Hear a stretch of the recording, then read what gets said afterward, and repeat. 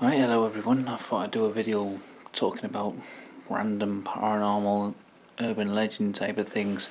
I said on my last video I've been watching the channel WXPM, I think that's right, and I was surprised to see that he lives in North Wales, which is where I grew up, and he also has lots of paranormal stories, which was something I remember from North Wales. Is there's lots of weird paranormal tales and strangeness, and I said I would make a video talking about the things that I remember from there, because from the age of about 4 till I think I was 18, 19, maybe 20 when I left North Wales to go to Preston. But anyway, I was there for most of my childhood and all of my teenage years. So yeah, there was lots of strange tales and things, and I thought I would tell them here. I'm going to drink a beer as well. Sublime Chaos by Anarchy Brew Co., a local brewery to me now. I tried their smoke bomb, it was really nice, so I'm quite excited to try this. Anyway, yeah. Also thought I should say my interest in the paranormal. I guess I'd call myself a paranormal enthusiast, with a skeptical bent to it. I'm not cynical, but I always try to think of a kind of rational explanation to paranormal events. But I'm absolutely I'm kind of obsessed with reading about it, and I get all the magazines and books, anything related to paranormal things of any sort, or like urban legends, folk tales. So anyway, I guess my stories, a lot of them won't be very credible. A lot of them will just be like silly ghost stories that kids told when I was a little kid. But anyway,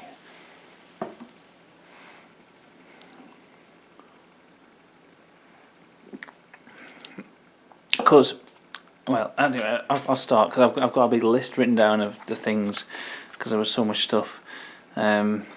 Basically, I can't remember what age I was when I started getting into the idea of ghosts and things. I always used to have like nightmares and things as a kid and be scared of the dark, so I probably just grew into being interested in ghosts. But the first time I remember is from moving to North Wales when I was 4 and hearing about some of the local ghost stories, and I must have been very young, because I remember being an infant around like 4 or 5, and the teacher bringing in my mum to look at the pictures that I've been drawing, because I'd been drawing pictures of this local ghost legend, and they were kind of gory, and they were worried about me. But anyway,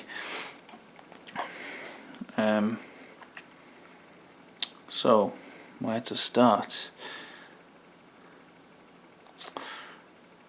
Okay, there was a house on the street where I lived, where I grew up, and it was at the top of the street, and it was just known as the Sinky, and it was just known by all the local like kids and some of the adults as well as just being a weird house. It was like abandoned. The story was that they built the house and then it started to sink into the ground, and if you looked on the outside of the house, there was all this like wires around it, as if it was like holding the walls together. But I don't know why, but there's all these like stories about it, that it was haunted. There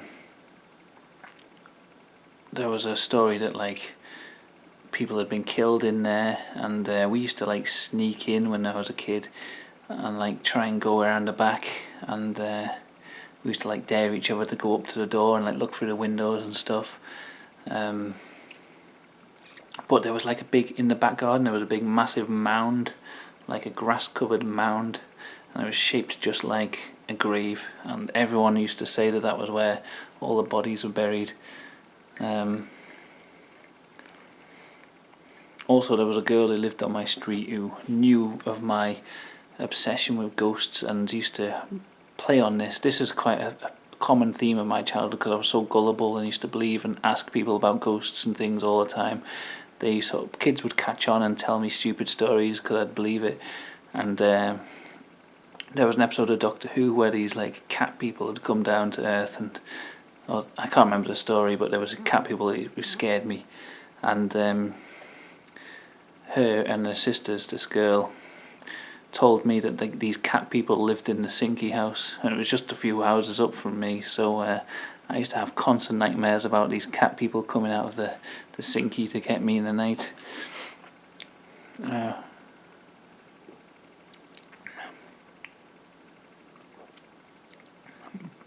The primary school I went to, Oscail Brindeva, there was a couple of stories there. I don't know why they revolved around the toilets. The first one was when I was in the infants, like really young, like 4 or 5. There was someone started a rumour that there was an octopus in the toilets, or an octopus would sometimes come up the toilet and get you, and from then on, everyone was, I was scared, and there was quite a lot of other people who were terrified to go to the toilet on their own in case the octopus got them. I don't know how this rumour started, it just did.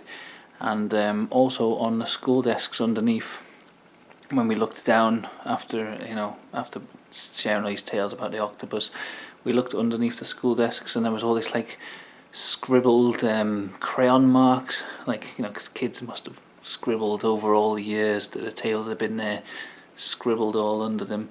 And that was apparently the octopus is doing. We were convinced that was the octopus. I mean, this was the same sort of time that we were also convinced that these at Easter, when we went out for like assembly, and then we came back and there was Easter eggs hidden around the room, there was like little dirt marks on the ground, and we were convinced they were the rabbit's footprints. So that kind of shows you how young we were and how easily convinced we were of stupid things like that. That's nice, it's beer. Very, very caramel. Yeah, and then as I got older into like junior, because it was a primary school, but as went from infants to juniors, there was a rumour that went throughout the school, and everyone knew it. It was just, there was like different like sections of the school, and there was different toilets, and it was apparently this ghost haunted the toilets, but no one could agree on which toilets they were.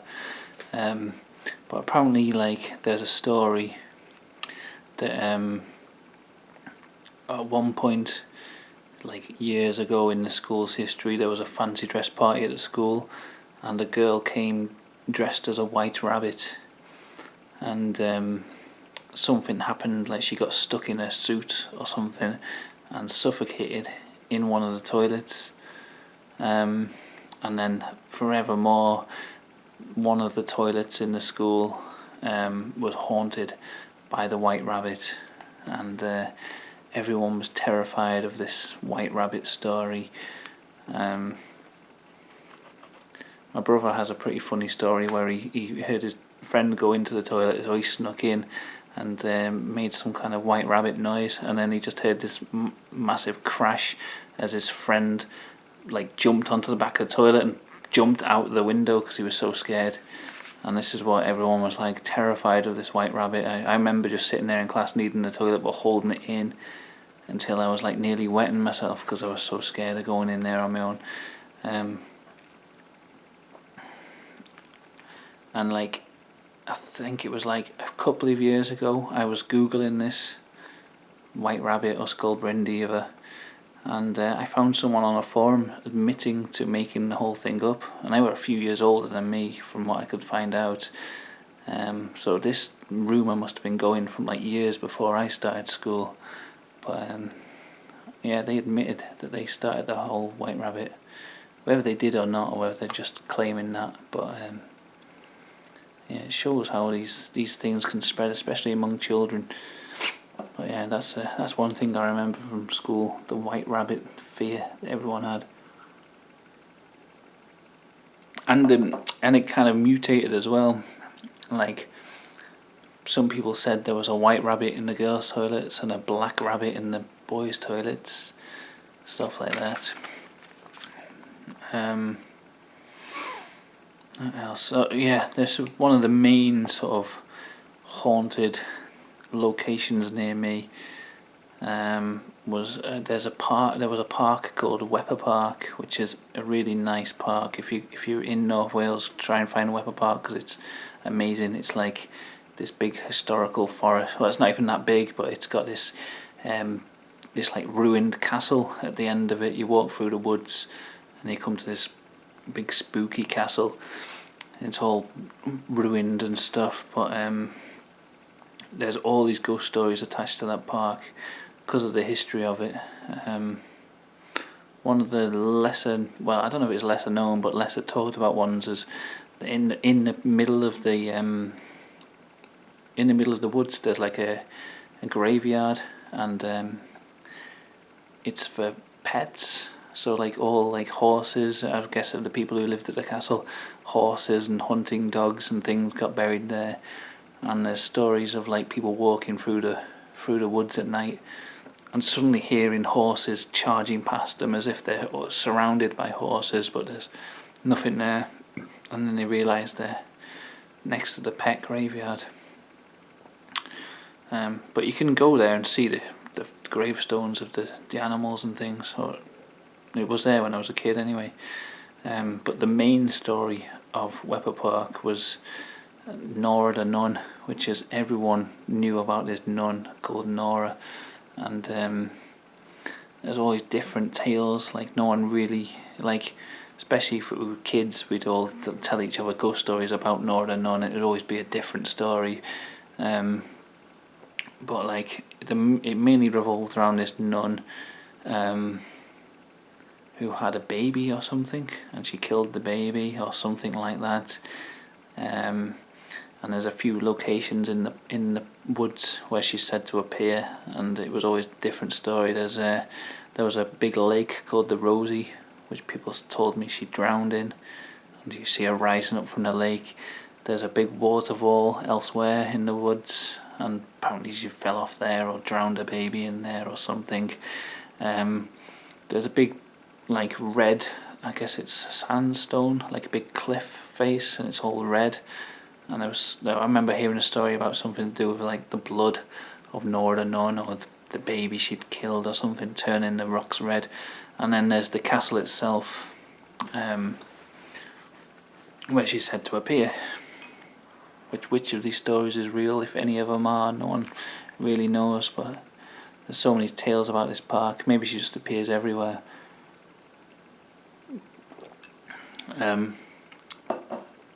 Yeah, but there you go, Nora the nun. Everyone in Connors Quay seems to know about Nora the nun.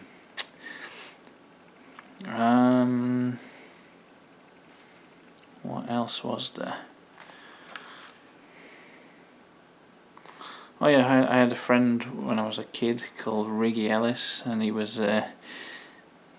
used to tell, I don't know if he just knew that I was really gullible and believed ghost stories, because I'd probably ask him all the time about ghosts, but he used to always tell me about things in his house. And one of the spooky ones I remember was that he had this, there was like in his mum's bedroom, there was a cupboard in there, and we used to play hide and seek and like run around. But in this cupboard, he used to say, "Don't go and hide and seek in there, because someone went in there and something happened." And he opened the door to show me, and you know, like the wood grain. I don't know if that's what you call it. The wood grain, where you've got like knots of wood in the wood of the cupboard. There was like a shape of like a woman. Like it was almost like the that Scream, Munch's the Scream painting. It was like a woman like that, but like just made out of the grain of the wood.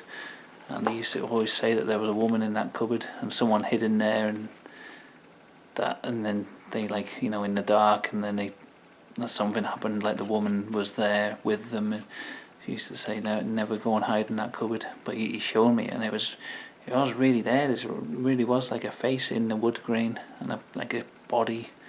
Very weird, but probably just a, what's it called? Where your mind makes a face out of random shapes. He also used to tell me a story about a ghost of a little girl who lived in his back garden, and he used to see her. I can't remember what he said. He used to see her doing. Just that she used to be out there, and there was a kid who lived the house behind him, and he told me that this kid had looked over the wall and he'd seen a girl lying there with her eyes closed, and then as soon as he looked over, she opened her eyes and he ran away.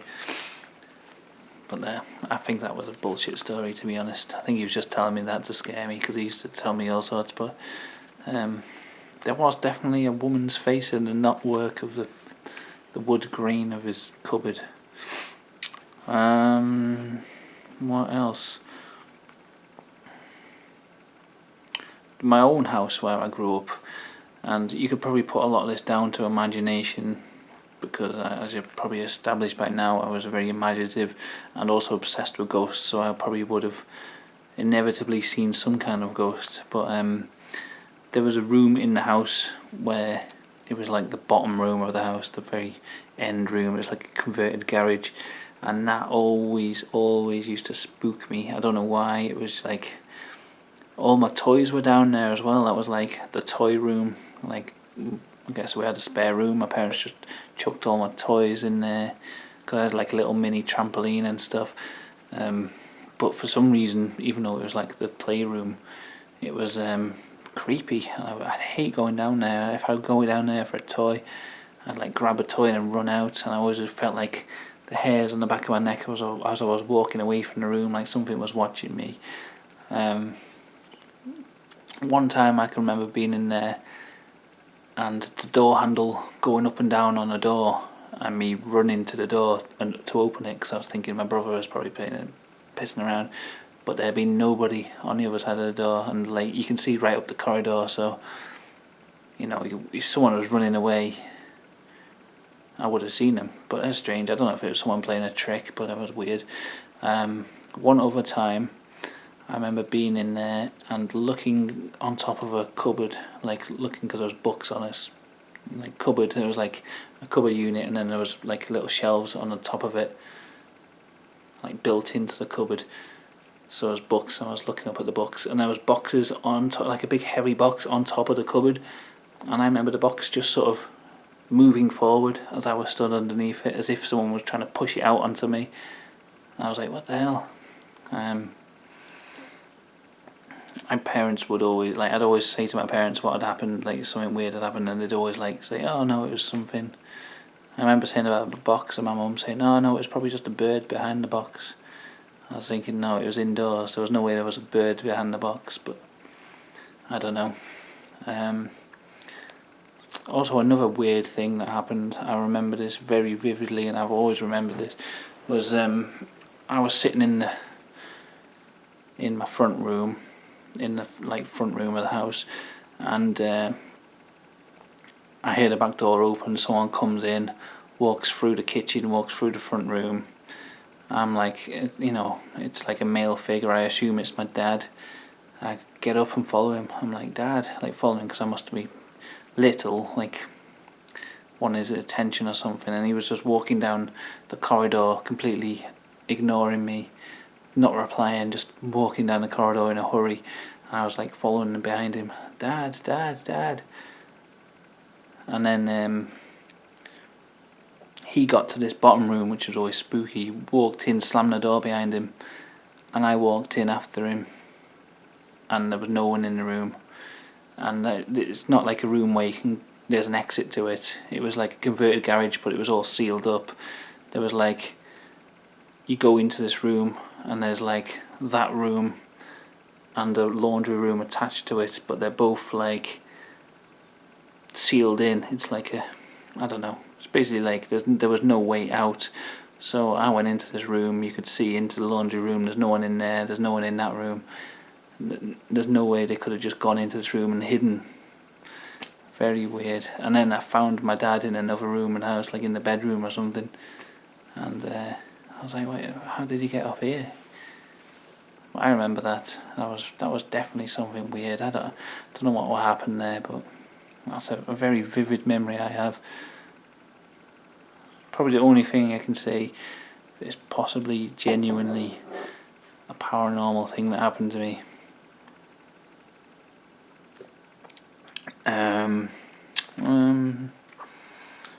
The town where I lived, Connors Quay, there was a few weird stories about there.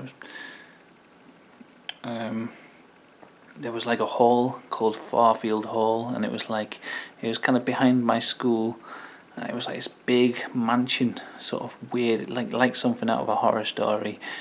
And we would always, me and my friends would always ride our bikes down there and then sneak in to the grounds and sneak around, and it was just like, I guess it was just like a conference hall really. People would probably go in there and book rooms for meetings and stuff. It probably wasn't anything creepy going on, because it was just like, there was just people in there, but we would always say, like, Farfield Hall, it's haunted, don't go near Farfield Hall, and then we'd go down there anyway and sneak in around the back.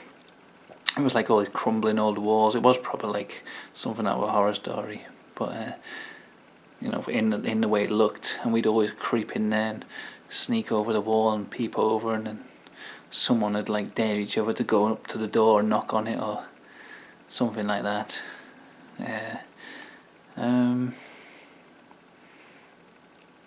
Oh, and there was a guy who lived down the street from my friend. It was like, I don't know how to describe. It doesn't matter anyway. He lived on this street, and apparently all the local kids knew this guy as Mad Frankie, and we'd another sort of thing where we'd dare each other to ride our bikes past. We'd never like go into his garden, because apparently this guy had killed his wife and children, and everyone was convinced of this story. It was like everyone knew Mad Frankie. I don't know why, he'd be in prison, wouldn't he? But no, everyone knew this guy had killed his entire family, and we'd go past his house and look, and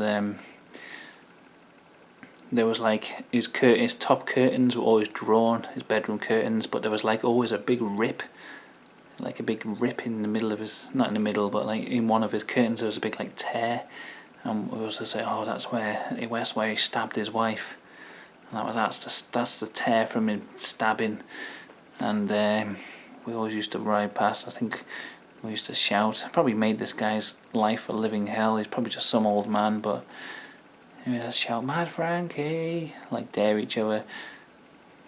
I remember one time we went to go down there, and we were just sort of cycling up to his house, and he was stood there just on the front gate of his house, just stood there with a cup of tea, just looking out, and we all just shit ourselves and ran. He's probably just like, what are they doing? Just some old man trying to live his life, and we were all convinced that he was this awful murderer, and if we went near, if he caught us, he'd kill us too.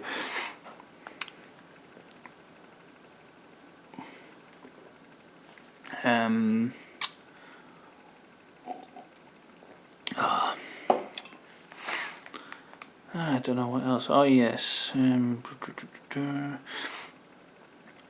there was a few stories about some of the places where we went on school trips, and there was one place I didn't go. I can't remember what the camp was called. It was like something camp, and I didn't go on this trip. But I remember when the kids came back, they had so many ghost stories. The one I remember most vividly was that one guy was in the corridor on his own, coming from his room, and suddenly all the doors of all the room doors were going along this corridor, and they all started slamming, doom doom doom doom doom doom, coming towards him down the corridor, and he just turned and pegged it. I can't remember the name of that camp. That's just a little story. But there was one place we used to go, Bala Lake, and there was like a little sort of like a little camping sort of, well, it wasn't a camping ground, but you know what I mean, like place where we used to go on school trips, and it was like little dormitory rooms and things. But there was always a story about the Black Nun. See, another nun. But yeah, apparently there was this nun that haunted this place, and it was always pitch black at night. I remember some kids coming running in saying they'd seen the Black Nun hanging from a tree, and she slowly swung around, and you know, they thought it was a bag in a tree, and it swung around slowly until they saw the face of the Black Nun. I think that was bullshit, but you know, interesting story. But the one creepy thing I do remember from that was the girls telling us, like, there was a girls' room with a few girls staying in there, and they told us that there was a attic hatch in their room on the ceiling, and in the next morning they woke up and the hatch was open, like someone had been up there and looking down on them in the night. That was a bit creepy. That's about it. I don't remember much else. So another place near where I grew up in Connors Quay, and there was a place where I went to high school, just up the road, called Flint, and there was all the ghost stories from there as well, from friends I made. On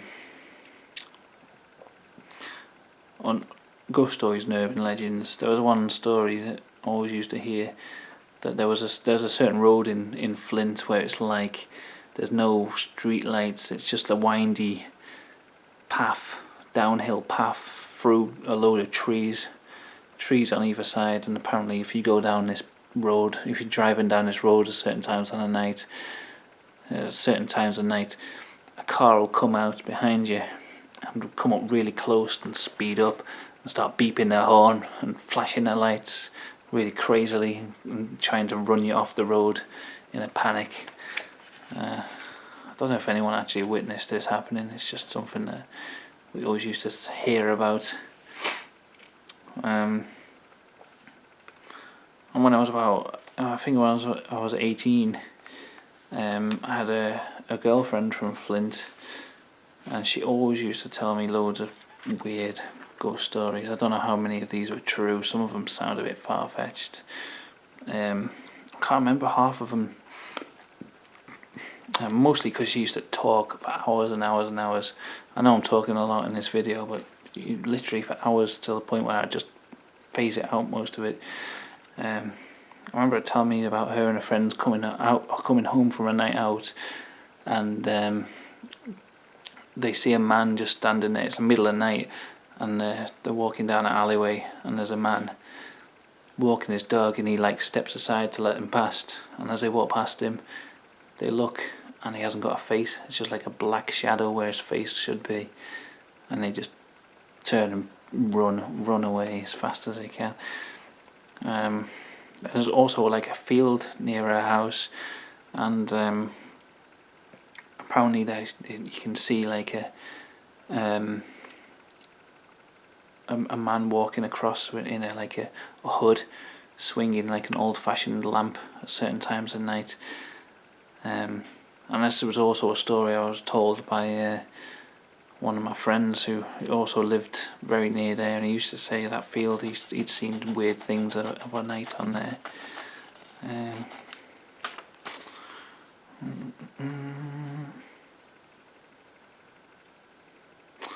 Oh, another thing my ex told me, this is like more, I don't know if it's an urban legend or if this is a thing that really happened, but at the time I believed it, but now I'm thinking back on it, I'm thinking surely this would be like something you would have heard, like been all over the news. But apparently she had a friend who committed suicide, like, you know, I guess that part's true, but she said the way it happened was that this girl had a boyfriend who was like in the SAS or something, and she'd finished with him. So to get back at her, he'd like come into her house during the night, or like when she was out, and got into her attic and basically lived up there for like a year, without her knowing. And he would basically because he was so well trained, he could live up in their attic the whole time, and she wouldn't know he was up there. But what he'd do is he'd come down in the night and move things around in her house. So she thought she was going insane, until the end she actually did go insane and then killed herself. That's a pretty sad story, and if it is true, then I suppose it's pretty bad taste to tell it. But to me, it sounds quite far-fetched. I don't know. It sounds like an urban legend. But yeah, that's something I always remember from that relationship. Her telling me that story made me, oh, fucking hell, that's crazy.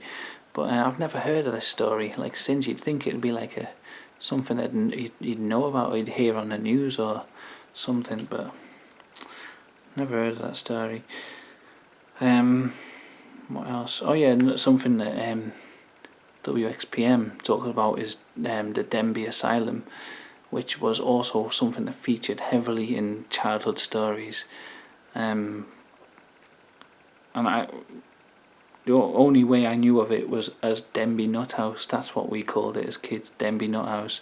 I'd never seen the building, I knew where Denby was, but I didn't know like anything about it apart from it being a mental asylum that was shut down. And apparently, as the stories go, when it got shut down, all these dangerous maniacs got released into the North Wales area, and basically any sort of urban legends that you've heard growing up, like these hook-handed people and things, basically we'd hear those stories but told through the filter of Denby Nuthouse. It was always someone had escaped from Denby Nuthouse. The one I remember most was someone said that a girl and a bloke lived in a house together, and then the bloke had gone out to do some shopping, and then the girl hears banging on her front door, boom, boom, boom, and she goes and opens the door and there's nothing there. So she goes in and she hears it again, boom, boom, boom. She goes to the door, there's nothing there. And then the third time she hears banging on the door, and she goes and it's the police, and they say, right, you've got to come with us, just come to the police car. Says, and as she's walking, she hears boom, boom behind her, and they're like, don't look back, just don't look back. But she turns around anyway, and it's an escaped maniac from Denby Nuthouse, and he's got this big massive metal pole with her boyfriend's head stuck on it, and he's just smacking it against her front door, or on the top of the police car, as someone else told it me. I've heard that story in a few different variations, but yeah, pretty much like typical urban legend stories that you'd hear, but they were always something Denby Nuthouse, which is kind of a bad taste name for a building, because I've seen pictures of the building now, and it's really nice historical building, you know. And also mental health is nothing to joke about. I don't know. It was just what we called it as kids. We didn't have a filter back then. It was just Denby Nuthouse, and it was where all the loonies escaped from when they closed it down, and they were living among us, ready to kill at any moment.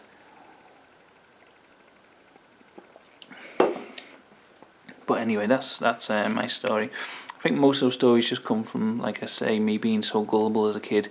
Lots of kids sort of caught hold of this idea and would tell me ghost stories. I remember one kid called Terence, who in primary school, he would come in each day with a more elaborate ghost story about something that had happened to him the night before, and it was always something coming out of his cupboard.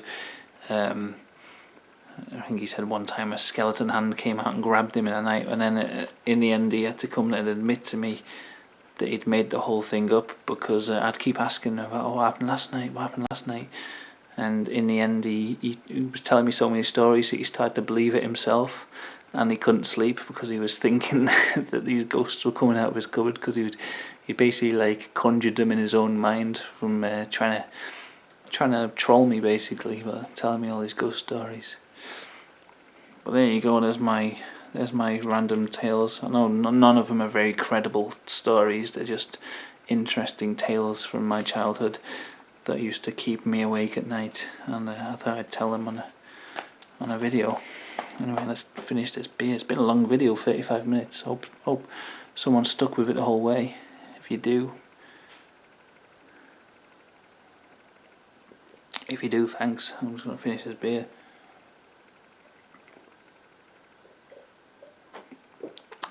Nice. Thanks for watching, everyone.